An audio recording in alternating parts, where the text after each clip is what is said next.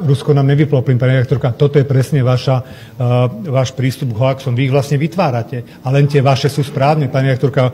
Spomente si, už raz sme o tom diskutovali, o vašej televízii. Tie pamäťové stopy máte slabé. Nie. Ukrajina vypla plyn v Slovensku a začala čerpať náš plyn, pretože ona za svoj nezaplatila a Rusi vypli plyn jej. A potom sa rozhodla čerpať náš plyn a my sme museli odstaviť Volkswagen, veď si na to spomente. Tak to presne bolo. Faktom zostáva, že my oddelujeme aj situáciu na Ukrajine od toho, že čo sa dialo v 68. Veď nakoniec tu bol západný okruh, veď nakoniec Brežnev, Ukrajinec, rozhodol o obsadení Československa. Ideme to spájať s Ukrajinou alebo s vtedajším Sovietským zväzom. A to je rozhodujúce. Keď sa vám to hodí, tak to ste ochotná rozdeliť. A nebudete obviňovať, že drvivá väčšina vojsk, ktoré boli na našom území v 68.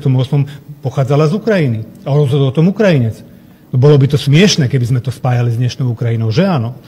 A to je presne tá vec, keď sa vám to hodí, to spájate, a keď sa vám to nehodí, to rozpájate. Ja nebudem poučovať nikoho cudzieho, čo má hovoriť, ani